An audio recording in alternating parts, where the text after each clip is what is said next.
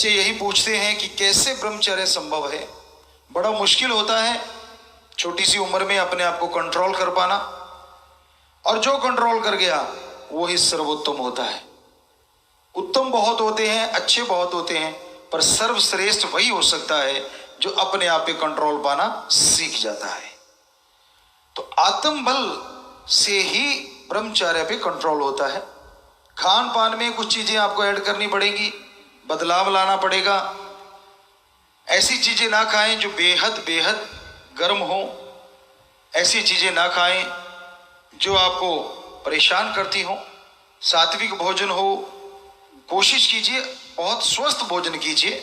हफ्ते में एक दिन अगर आपको लगता है कि आपने वो जो आप खाते हो, जैसा भी खाना खाते हो वो खा सकते हैं, लेकिन सातों दिन खाओगे ना तो बॉडी में पावर रहती है, ना सोचने की वो शक्ति रहती है। ऐसी डाइट होनी चाहिए जो संतुलित डाइट कहलाए। नेचर से आप लें, ऑर्गेनिक लें, और वो आपके शरीर को जरूर शक्ति देगी, हिम्मत देगी। और साथ में अगर राम का नाम, अल्लाह, वाहिगुरु, गॉड, खुदा का नाम आप लेते हैं तो ब्रह्मचर्य में आगे बढ़ने में आपको बहुत बहुत सहायता होगी और आप ब्रह्मचर्य का पालन कर पाएंगे। ब्रह्मचर्य का पालन हम इसलिए कहते हैं, चाहे आप पढ़ाई करते हैं, चाहे गेम्स हैं, चाहे आप किस चीज पे रिसर्च करते हैं, चाहे खेती बाड़ी करते हैं, चाहे बिजनेस है, चाहे व्यापार है, चाहे पढ़ते हैं, तो ब्रह्मचर्य हर क्षेत्र में चहुमुखी विकास करने में दुनिया में सबसे नंबर 1 दवाई है। अगर ये कहें तो रामबाण है, कोई दो राय नहीं। ब्रह्मचर्य होता क्या है वैसे तो आपको बता चुके कि अपने विचारों में भी कंट्रोल करने की कोशिश करो कि गलत नेगेटिव थॉट्स ना आ पाए। चलो विचार चलते हैं, धीरे धीरे सुमरण से कंट्रोल होंगे, पर बड़ी बात यह भी होती है कि अपने वीर्य को जाने ना दो। आमतौर पे डॉक्टर साहबान कहते हैं, कई बार सुना है कि ये तो जी ओवरफ्लो हो जाता है, सवाल ही पैदा नहीं होता, हो ही नहीं सकता। तो फिर छोटे बच्चों की क्यों नहीं हो पा रहा? असलियत ये है कि ये एक ढाल का काम करता है। जब बाहर नहीं तो अंदर रहता है, अंदर से ऐसी ढाल बन जाता है, डीएनए को इतना पावरफुल कर देता है कि जिससे हर तरह के रोग से लड़ना चुटकी का काम हो जाता है। आत्मबल बुलंदी पे जाता है, आत्मबल बहुत बढ़ जाता है, और आत्मबल जैसे जैसे बढ़ता जाएगा और आपके अंदर जो सोचने की शक्ति है, बीमारियों से लड़ने की शक्ति है, अपनी बुराइयों से लड़ने की शक्ति है, उसमें बहुत बहुत इजाफा हो जाता है, बहुत ज्यादा वो बढ़ जाती है। हमने प्रैक्टिकली मेथड ऑफ मेडिटेशन किया है, पढ़ी पढ़ाई बातों पे नहीं। 32 नेशनल गेम स्टेट लेवल पे हमने लगभग सभी में गोल्ड जीता। तो नेशनल लेवल तक वो गेम हमने कुछ जा पाए, कुछ में नहीं, मोस्टली स्टेट लेवल तक वो गेम खेले। तो हमें पता है, आज भी खेलते हैं जब भी समय मिल पाता है, कि बॉडी को मजबूत करता है। अर्ली मॉर्निंग पढ़ा करते थे 3 घंटे, उसमें भी अव्वल आ जाते थे, तो याददाश्त शक्ति को बहुत बढ़ाता है। एक बार आपने एक चीज को अगर 100% ध्यान देके पढ़ लिया तो माइंड में बैठ जाती है, वो निकलती नहीं। और पढ़ाई के तरीके होते हैं, अगर आपके अंदर आत्मबल है या वैसे भी आप बल रखते हैं अंदर का हौसला, लिख के याद करो, बोल के याद करो, और इमेज बना के याद करो। पढ़ने वाले बच्चे बैठे हुए यहां भी और सुन भी रहे होंगे। पहले कोशिश कीजिए लिखने की। कुछ भी याद करना है आप लिखिए, आपके माइंड में कहीं ना कहीं वो बैठता जा रहा है। बोलिए, उससे क्या होता है, आप देख के बोल रहे हैं, आंखें इन्वॉल्व हो गई, मुंह इन्वॉल्व हो गया, आपके कान इन्वॉल्व हो गए। सिर्फ माइंड को एक चीज नहीं 3 चीजें रिपीट करवा रही हैं कि ये इसको याद रखना है। ये हमारी आजमाई टेक्निक है, 100% परफेक्ट है। और फिर इमेज बनाना। अब आपने लिखा तो लिखने में काफी हद तक आपको कुछ याद हो आया, जब बोलेंगे आराम से बोलिए, जोर से रट्टा लगाने की जरूरत है, वो तो भजन बाणी गाया करते हैं। कई होते रट्टे वाले, ये था रावण, वो था वो था वो था वो था, ऐसे साथ वालों को भी डिस्टर्ब हो जाते हैं, यार ये पढ़ रहा है या मेरे को तंग कर रहा है। बल्कि ध्यान एकाग्र करके पढ़ो। जब पढ़ने बैठो तो सिर्फ पढ़ो, ये नहीं दो आपने मेथड किए, कोई भी जैसे मैथमेटिक्स है उसका कोई भी सवाल हल कर लिया, जो भी आपकी क्लास है, केमिस्ट्री है, फिजिक्स है, जैसी भी चीजें आप रखते हो, कि हम तो नॉन मेडिकल के स्टूडेंट थे, तो उसको जब पढ़ते हो ये नहीं कि एक मेथड को याद किया और बीच में गपशप मार दी, फिर दूसरे को फिर गपशप, पहले वाला आता गया, दूसरा 70% रह गया, बाकी गया। जब पढ़ने बैठो तो ये सोच के बैठो सिर्फ और सिर्फ पढ़ना है। लिख के याद किया, बोल के जुबानी याद किया, और इमेज कैसे बनानी, ये आपको पूरी लाइफ में काम आने वाली चीज है। हम सिर्फ सोच के, मान लो 2-3 घंटे सोते भी हैं, 4 घंटे भी सो लेते हैं, हमारा 2 से 6 का मैक्सिमम है, 6 कभी कभार साल में, अदरवाइज 4 घंटे, तो 2 से 4 होता है। लेकिन ऑटोमेटिकली हम उठ जाते हैं, कभी अलार्म या चीजों का इस्तेमाल नहीं करते, स्कूल टाइम से ही। कैसे पॉसिबल है, कैसे संभव है ये? वही जो आपको कह रहे हैं, सोने जा रहे हो तो सिर्फ सो, गहरी नींद। आप आज के टाइम के अकॉर्डिंग 6 से 8 घंटे गजब, 6 घंटे भी कर लिया हो गया काम, बहुत है। पर जब नींद करने जा रहे हो, सिर्फ नींद यानी पूरी गहरी नींद आनी चाहिए। तो ये इमेज की बात आपको कर रहे थे, आपने वो फार्मूला लिख भी लिया, बोल भी लिया, अब उसको ध्यान से देखिए। इसमें इन्वॉल्व होंगी आपकी आंखें, 9 इंद्रियां आपकी इसमें साइलेंट सी हो जाती है, सिर्फ आंखों को छोड़ के। 2 कान, 2 नाक, 1 मुंह और 2 नीचे की इंद्रियां हैं, ये लगभग साइलेंट हो जाती है। तो इसका मतलब पूरी पावर आपकी आंखों के द्वारा माइंड के साथ कनेक्ट हो गए आप। तो ऐसे एक इमेज बनाए, आंखों को ऐसे स्थिर रखते हुए, सामने इमेज है, आपका वो मेथड है, उसको देखिए। बंद कीजिए आंखें, फिर देखो, बंद करके फील करो क्या आपके अंदर उनकी फोटो बन रही है। तीसरी बार फिर बंद करके फोटो बनाओ, 3 बार में फोटो जरूर बनेगी। आप प्रैक्टिस करेंगे तो 3 तरह से आपने याद कर लिया, टेंशन फ्री हो जाओ, 100% याद रहेगा उसका आंसर, और कहीं भी जाइए आप भूलेंगे नहीं। मेहनत तो करनी है, आप वैसे करते होंगे, इस टेक्निक से करके देखना। हम अपने स्कूलों में गुरुकुल, ऑनलाइन गुरुकुल की तरह मानते हो ना, कि गुरुकुल है वो, वहां पे बहुत सारे बच्चे आज विदेशों में आए थे यहाँ मिलने एक बार, तो हजारों बच्चे कहीं ना कहीं नौकरी कर रहे हैं, कहीं ना कहीं ऑफिसर बन गए, कोई कुछ है कोई कुछ। तो बड़ी खुशी हुई उन्हें देखे, प्लेयर जिनको हमने सिखाया करते थे वो कोच भी बने हुए, तो बड़ा अच्छा लगता था ये सब देख के। डॉक्टर हैं, इंजीनियर हैं, वकील हैं, हर तरह से तरक्की करके नन्हे नन्हे वो फूल हमारे। तो उनको भी हम यही टेक्निक बताई हुई थी। प्लेयर की अलग है थोड़ा, लेकिन ये है पढ़ने की टेक्निक। तो आप यकीन मानो, ब्रह्मचर्य का इसके साथ अगर साथ हो जाए तो 100% याद रहेगा। जो आपको बताया, ताउम्र तक याद रख सकते हैं आप। अगर ब्रह्मचर्य नहीं है तो भी पेपरों के समय में यकीन मानो, ऐसा करने से 80 से 90% आपको याद हो जाएगा। इसमें तो कोई आपको कुछ छोड़ना नहीं है।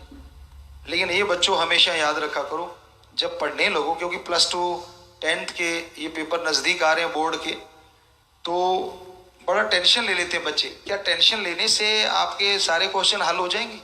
तो सारी फैमिली को बैठा दो, आज में पेपर आने वाले हैं, सारे चिंता करने बैठ जाओ भाई। फोन ही करना है, कह दो माँ बाप को। आप अकेले कर रहे हो, सारी फैमिली मिलकर टेंशन करेगी, हो सकता है सवाल बढ़िया हो जाए। होगा ऐसा? नहीं होगा। बच्चे कह रहे हैं नहीं होगा। तो सच है ये कि टेंशन लेने से जो याद किया 50% उड़ जाता है। तो क्यों फिर, किस लिए? माँ बाप का प्रेशर है। किस बात का प्रेशर माँ बाप देते हैं भाई? नहीं देना चाहिए माँ बाप को प्रेशर। हाँ, निगाह रखनी माँ बाप का फर्ज है, लेकिन बच्चा कैसा चल रहा है, जब साल भर फॉलो नहीं किया, पेपरों के समय कहते मेरिट मेरिट ले आना, और साल भर वो गुल्ली डंडा खेलता रहा, उसकी तरफ ध्यान ही नहीं दिया। आप कैसे हकदार हैं ये कहने के कि आप मेरिट लेके आ? हाँ, जिन माँ बाप ने पूरे साल अपने बच्चों की रिपोर्ट ली है, उन बच्चों को समझाते रहे हैं, वो तो हकदार है कि हाँ भाई सारा साल तेरे में इन्वॉल्व रहे। वो तो कहीं और ही इन्वॉल्व रहे। पर बच्चे, इसका मतलब ये नहीं है कि आपने मेरिट नहीं लानी। करके दिखा दो कि ठीक है आपने हमारे में इन्वॉल्व नहीं हुए, हमें टाइम नहीं दिया, फिर भी हम बुलंदियों को छू के दिखाएंगे।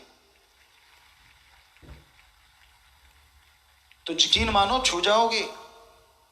गिलास ये कांच का है और आपको थोड़ा सा उदाहरण बताना चाहेंगे।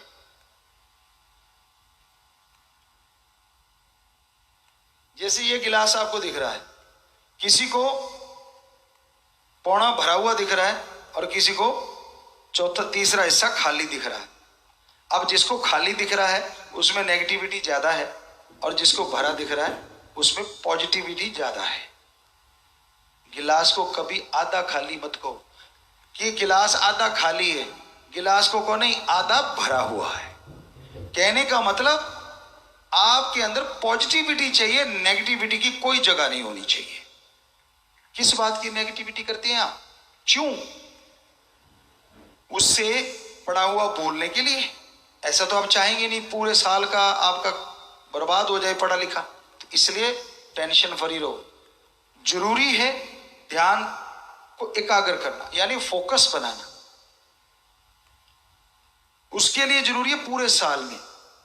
कई बार हमसे बहुत सारे बच्चे जो आज आपको कहा जो आपसे बहुत सीनियर हैं, ऑफिसर भी बन गए, वो हमसे पूछा करते गुरुजी आप कैसे पढ़ते थे, कैसे तालमेल बिठाते थे।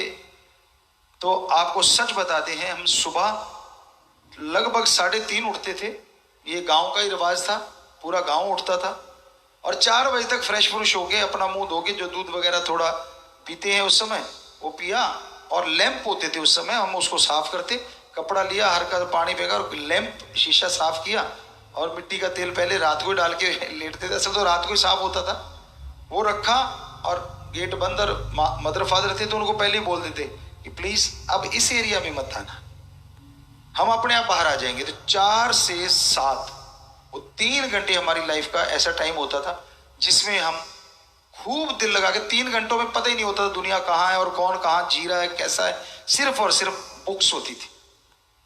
और कुछ बातें आपको बताने, जब छुट्टियां होती थी 1.5 महीने की, लोग छलांगे मारते नहीं, पहले हफ्ता हमारा होता था जो होमवर्क मिला है उसका सफाया करके रखना, नहीं मिला तो नई क्लास की किताबें आएंगी उसको पढ़ के रख देना, हिंदी इंग्लिश पंजाबी एक साइड में पढ़ के इंटरेस्ट में पढ़ के रख देते थे।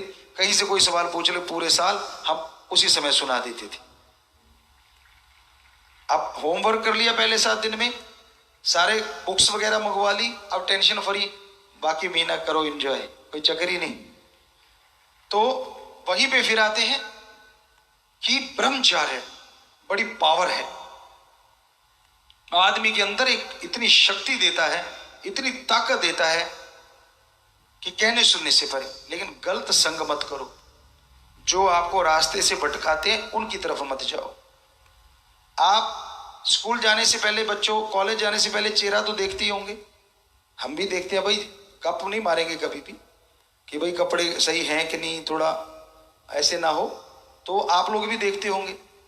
तो ऑलरेडी आपने अपने शीशे में चेहरा देख लिया, आपको पता मैं कैसा हूं। अब रास्ते में जाते कोई आपको परी बनाए चाहे परा बनाए, वो आपको बहकाने की बात है, सीधी सी बात। बड़े राजकुमार लग रहे हो, आप तो उतरे देवता लग रहे हो, आप तो परी लग रहे हो, फलाना हो, धिंकड़ो, चांद तोड़ दूं, तारे तोड़ दूं। अरे ऊंची जगह से फूल नहीं टूटता, चांद तारे दूर की बात है। तो ये फजूल की बातों में बच्चों मत पड़ा करो।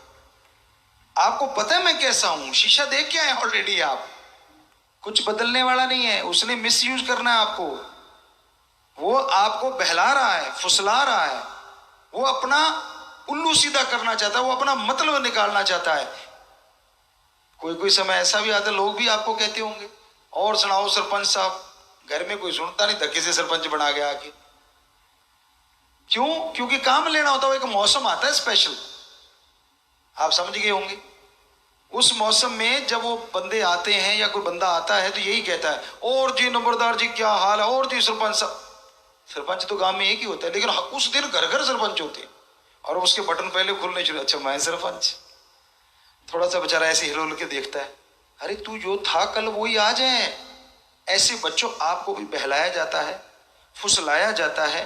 खास करके बेटियां पहला जरूर ध्यान दिया करें, ऐसे लोगों से दूर से ही, कहते हैं ना नमन अच्छी, चाहे वो लड़की है चाहे लड़का है। और ऐसे लड़कों को चाहिए, तभी जाके आप अपने आप को स्ट्रॉन्ग कर पाएंगे। और हर आदमी की बॉडी बोलती है, सुनने नहीं आती आपको। आप कुछ भी गलत करने जाओगे, अंदर से एक आवाज आएगी कि यार ये गलत नहीं करना चाहिए। फिर धीरे धीरे आप आदत बना लेते हो तो बॉडी बोलना बंद कर देती है कि मेरी तो ये सुनता नहीं। वो बॉडी नहीं होती, वो आत्मा की आवाज होती है जो अंदर से कहती है कि ऐसा मत करो। आप नहीं रुकते और फिर कई बार आप खाने लगते हैं, आत्मा फिर आवाज देगी, अरे तेरी लिमिट क्रॉस होगी। थोड़ी देर तो सोचता हाँ यार पेट तो भर गया, पर वो नीयत नहीं भरी, स्वाद आए जा रहा है, कहता और ठोक ले यार कुछ नहीं होता। फिर अफारा, गैस, लूज मोशन, कहते ये क्यों हो गया? अरे तेरी बॉडी बोली तो थी कि हो गया काम बस कर, पर तूने कहा नहीं और ठूंस लूं। अब ठूंसा हुआ डस्टबिन तो भाई मुंह खुलेगा ऊपर से भी, और फ्रेश भी होना पड़ेगा बार बार। उल्टियां भी आती है, तो क्यों नहीं सुनते आप? यकीन मानिए 5 मिनट निकालो आप अपने लिए, सिर्फ और सिर्फ अपने लिए। जैसे पढ़ने के लिए आपको बोला, ऐसे आप अपने लिए सिर्फ 5 मिनट निकालिए और उसमें देखिए अपने आप को कि आप में कौन सी कमियां हैं, कौन सी अच्छी आदतें, कौन सी बुरी आदतें हैं। कोशिश करके उनको बुरी को छोड़ दो। कोई और टीचर आपको मारे, माँ बाप आपको झिड़क दें, डांटे, उससे पहले अच्छा नहीं कि रोज 5 मिनट सोच के जो आपको लगता है कि ये नेगेटिविटी है, गलत आदत है, इसको छोड़ देना है। साथ में इज्जत की इज्जत बनी रहेगी और कोई आपकी तरफ उंगली नहीं उठाएगा, कोई थप्पड़ नहीं मारेगा टीचर, मास्टर, लेक्चरर। आप सोच सकते हैं बच्चों, ये चीज कर सकते हैं आप। नहीं कर पा रहे तो आत्मबल को जगाओ, वो आपके अंदर है, बाहर से लाना नहीं। और वो राम नाम से जागेगा, प्रभु की भक्ति से जागेगा। तो इस तरह से आप मालिक की भक्ति करके आत्मबल को जगाइए, अच्छे पढ़ लिख के आगे बढ़िए, माँ बाप का रोशन नाम कीजिए और देश का नाम रोशन कीजिए। ये मालिक से दुआ करते हुए आपको आशीर्वाद कहते हैं।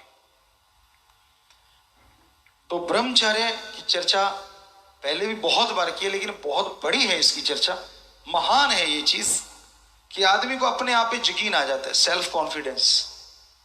कोई भी ऐसी चीज, बुराई की हमने कभी कोई चीज नहीं की, आज भी अच्छी चीज कोई भी है, वो ड्राइविंग हो, चाहे वो स्टंट करने का हो, कैसा भी क्यों ना हो, लगभग हम ऐसा कर लेते हैं कि आदमी को हमेशा सच के राह पे चलना चाहिए, सच का साथ देना चाहिए। जो सच के राह पे नहीं चलते, जो सच को नहीं निभाते, उनके लिए परेशानियां आ जाती हैं, उनको मुश्किलें आ जाती हैं। तो इसलिए अमल करें, सच पे चलें। सच का रास्ता एक ऐसा रास्ता है जिसमें चलना मुश्किल होता है, जिसके लिए बड़ी मुश्किलें आती हैं, लेकिन सच हमेशा सच रहता है और झूठ हमेशा बदल जाया करता है। हम एक कहावत कहा करते हैं, जो हमारा अनुभव है लाइफ का, सच कह के भूल जाओ और झूठ कह के दिमाग को बार बार घुमाओ। सच्ची कही बात के लिए याद रखने की जरूरत नहीं। आज अगर आपने सच बोला है, 20 साल बाद उसी टॉपिक को कोई आपसे पूछेगा तो सच को याद करने की क्या जरूरत है? वही बोलोगे जो सच था। हाँ, जो आपने झूठ बोला है, हो सकता है साल बाद कोई आपसे पूछे, झूठ को याद रखना पड़ेगा। क्यों? क्योंकि झूठ मारा है, वो आपकी फितरत नहीं, असलियत नहीं है। तो उस झूठ को याद रखना पड़ता है। जिंदगी में अपनाएं सच को, ओम हरि अल्लाह राम को, भगवान को, वो एक सच्चा है। फिर अपने व्यवहार में भी सच्चाई को लेके आओ। यकीन मानिए आप बहुत तरक्की कर पाएंगे। सच बोल के भूल जाओ और झूठ बोल के दिमाग घुमाओ, क्योंकि बार बार दिमाग में याद रखना पड़ेगा कि यार वहां तो मैंने ये झूठ बोला है, साल बाद कोई पूछेगा तो कहीं और ही ना बना दूं। सच सच ही है, जो बोल दिया चाहे सारी उम्र में कभी पूछ लो वो सच ही रहेगा। तो इसलिए बच्चों, सच को हमेशा रुतबा दो, था उसका रुतबा है और हमेशा रहेगा। सांच को आंच नहीं आती, चाहे कोई कुछ भी क्यों ना करे। कभी जो सच को माने का पुजारी है, सच कौन है? ओम। अलग अलग धर्मों में अल्लाह, वाहिगुरु, गॉड, खुदा, राम, हरि, ईश्वर, बहुत सारे नाम हैं, लेकिन वो ओम एक ही शक्ति है। नाम अलग अलग है। कहते जी नहीं, थोड़ा अलग हो सकता है। कैसे हो सकता है? पानी को जल, नीर, वाटर, वाश्र, आप, नीलू, नीरू, पानी रख लो, कितने नाम ले दो, क्या पानी का स्वाद या रंग बदलेगा? नहीं बदलता। क्या आपने पानी के पीछे लोगों को झगड़ते देखा कि मेरे पानी को जल क्यों कहा, जल को वाटर, वाटर को आप क्यों कहा? कभी हुआ झगड़ा? तो कई लोगों से हम पूछा करते थे, अपने देश में लगभग कोने कोने में हम गए, पूछते थे कि यार क्या पानी के नाम पे लड़ते हो? कहते नहीं गुरुजी, पानी के नाम पे तो कभी नहीं लड़े। क्यों? कहते इतनी अंडरस्टैंडिंग है, समझे हमें, पानी तो हमारे वाला, ये आप कहते हैं, वो वाटर कहता है, वो जल कहता है। बड़े समझदार हो भाई। जब इसी ओम को कोई हरि ईश्वर अल्लाह या वाहिगुरु को गॉड खुदा रब या अल्लाह को ओम हरि ईश्वर कहता है, तब आप ये क्यों कह देते कि हमारे वाला कोई और, तेरे वाला कोई और? यहां भी तो भाषा ही बदली है। जब पानी का नाम बदलने से पानी नहीं बदलता, तो उस मालिक का नाम बदलने से वो कैसे बदल सकता है? एक था, एक है और एक रहना है। सच था, सच है और सच रहेगा। दुनिया की हर चीज बदल रही है। चंद्रमा, सूरज में भी बदलाव निश्चित है और कंटिन्यू हो रहे हैं, क्योंकि हम विज्ञान को मानते हैं, विज्ञान के स्टूडेंट रहे हैं। धर्म को तो हमने रिसर्च किया हुआ है, वो महाविज्ञान है। विज्ञान उसमें से निकली छोटी सी नदी है और कुछ नहीं है। तो धर्मों में महाविज्ञान छुपी हुई है, हमने उनको पढ़ा, फिर उसका अनुभव किया, तो वो सब मिला जो धर्मों, एक भी शब्द धर्मों में गलत नहीं लिखा। तोड़ मरोड़ के या अपनी तरफ से उसको लिख के हम बना दें तो अलग बात है। जो ओरिजिनल हमारे पवित्र ग्रंथ है, कहीं उसमें गलत नहीं है। इतनी महासाइंस से पूछो मत। उस समय में एक छोटी सा उदाहरण देके फिर आप विराम देते हैं इस चीज को। उस समय यह बताया गया था कि समुद्र की तलहटी से ही सोना मिला और जितने खनिज लवण और यहां तक कि चांदी धातु भी मिली। छोटी सी बात लगी। आज अगर साइंस की माने तो कम से कम हमारे पवित्र वेद 12,000 साल पुराने, धर्म की माने तो आदिकाल से चले आ रहे हैं। उनको तब भी पता था कि समुद्र के नीचे सोना है। छोटी बात नहीं, बहुत बड़ी बात है। इसका मतलब उनके पास पनडुब्बी थी या ऑक्सीजन सिलेंडर थे, तभी उन्होंने नीचे जाके वो खोजा और निकाल लाए। और आपने आप जाके कोशिश की है, तब जाके वो मशीनें ली हैं और जाके नीचे जाते हो और आप कहते हो जी हमने बड़ी साइंस का मतलब इजाद कर दी। हमारे धर्म को फॉलो कर रहे हो आप, बुरा ना मनाना कोई, पर ये हकीकत है। धर्म में इतने साल पहले लिखा हुआ है पानी के नीचे सोना, और धर्म में देखे बिना नहीं लिखता कभी भी कोई संत। अनुभव करता है तो कोई तो नीचे गया होगा, उसको ऑक्सीजन भी चाहिए समुद्र की तलहटी में जाने के लिए। तो इसका मतलब उस समय भी विज्ञान उनके पास गजब की थी। वो गए, वहां से सारी चीजें लेके आए और बाहर आए, और आप कहते हो हमने नई चीज बना ली। तो धर्म महाविज्ञान है। 12,000 साल पहले लिखा है बैक्टीरिया, वायरस, कीटाणु, जीवाणु सूक्ष्म अति सूक्ष्म होते हैं। विज्ञान ने मजाक उड़ाया, पर यहां तक हमारा नॉलेज है साइंस का। 1850 या 1890 में बैक्टीरिया और वायरस को बताया गया। साइंस ने बोला कि हाँ हाँ ये होते हैं। अब आप बताइए महासाइंस कौन सी है? जो पहले चीज को बता दे वही ना। और एक चीज अब तक बहुत सारी चीजें जो साइंस ने नहीं पकड़ी। साइंस तो ये नहीं बता सकती पहले अंडा आया कि मुर्गी। अगर अंडा आया तो मुर्गी के बिना कैसे आया, और मुर्गी आई तो अंडे के बिना कैसे पैदा हुई?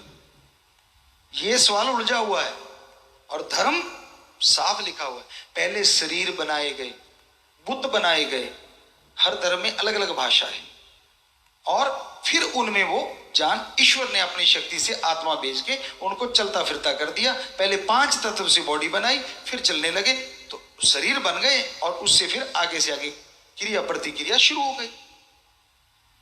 बैक्टीरिया वायरस का देखा, कब से उन्होंने लिखा है कि अच्छे बैक्टीरिया जो है ये मानते हैं कि हमारी आंतड़ियों में अच्छे वाले भी होते हैं, जो सारे भोजन में से अच्छे तत्व को लेके बॉडी को दे देते हैं और गंदगी को अलग करके बाहर निकलवा देते हैं। तो इसलिए हमारे धर्म महाविज्ञान है।